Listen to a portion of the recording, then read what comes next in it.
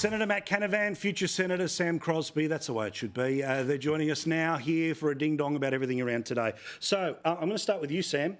Help me out about what the talking point is here about Peter Dutton and immigration cutbacks, okay?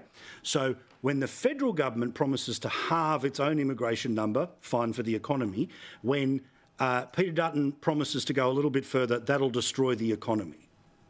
How does it work? But he's already banked the half, and then this is further on that. Yeah. Look, that's not the point. That's not. But that's Chalmers' talking point. And I got to give full points to Peter Dutton for knocking the government off message. You know, within 48 hours or 72 hours with their budget. You know, it's not easy in opposition to do that. The budget didn't last a week. Quite genuinely, that was impressive. I have to say though, I think it's an overly simplistic message that I think will resonate immediately with people, and people say, yeah, that is a good point.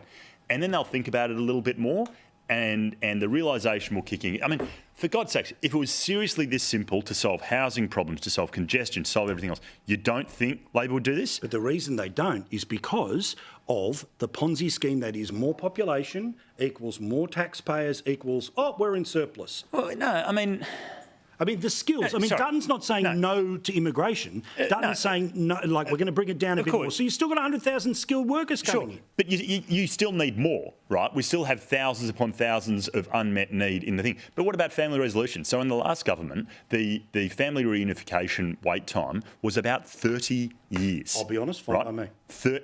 Dude, come on. I think family reunion, people take the piss. No, sorry. I had a guy that I used to work with. You come here because you've got skills, and then we'll bring everyone else out. I had a guy who used to work with Vinnie's. His mum was in France. He immigrated here 20 years ago. He's an only child. He wanted to bring her over. Couldn't. Just flat out couldn't. He was like very well paid in a former career, had all the money in the world to support his. He wasn't asking for anything of that. Couldn't. 30-year wait list. I mean, come on, it's just not right to not be able to bring your mum over or your dad over. What? And then Medicare and then aged care on top of all of that. That's why I have my issue. No. So increase the amount that you need to be able to support them. I mean, there are ways around this that we can still have. Financially no drain whatsoever, then we can start a chat. Sure, but but that's not what Peter Dutton's saying. Peter Dutton's saying 25% cut, boom. 1 in 4, boom. You're done. And you know... But hold on, but he's also not saying where the number's going to come from, is he? He hasn't said, family reunification, that's gone. Skilled migrant, that's gone. Fair. Fill the details out for me a little bit, and then we can have more of a conversation. But Senator, I thought he did put some categorisation on it, but get into it, Senator. Yeah. Fill the gap that I don't know.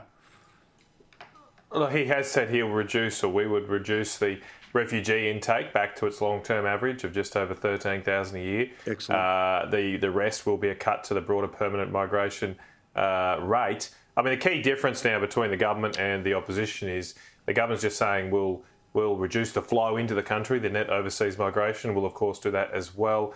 But what we'd also do is reduce the number of people transitioning from a visa through to permanent migration. That means some people will go home. And so that will add ease. That will add additional ease to the housing market here. Now, the simple fact is both parties now agree that migration needs to come back, although Jim Chalmers seems to be off on his own planet, that this is a terrible thing. But the Prime Minister and the opposition leader think that.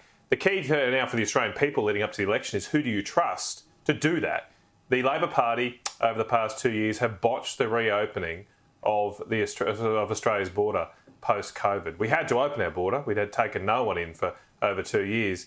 But they let the floodgates open and completely lost control of our border. Now, once the horse has bolted, they're saying, look, trust us, we'll close it now. Well, I don't think that the Australian people are going to put a lot of trust and faith in the very mob who have lost control of the border to start with. So we definitely need to do this now, and it's just a matter of trust. Who do you trust? Peter Dutton, who was a very strong migration minister, understands the system. I think it's time he gets put in charge of our border so we fix this up and alleviate some of the stresses that are occurring in our housing markets and on infrastructure in our major cities across Australia.